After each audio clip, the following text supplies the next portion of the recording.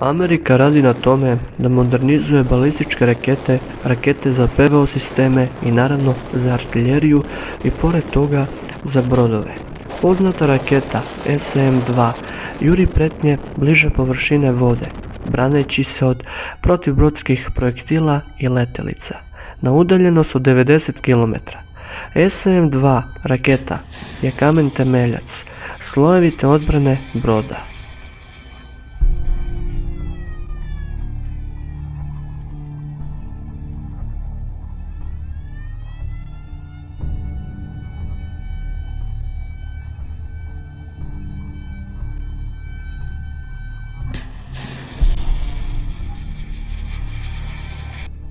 Raytheon Missiles Defense ponovo je pokrenuo svoju proizvodnju rakete SM-2 nakon što je više zemalja se udružilo sa resursima da bi izvršilo kupovinu ove rakete.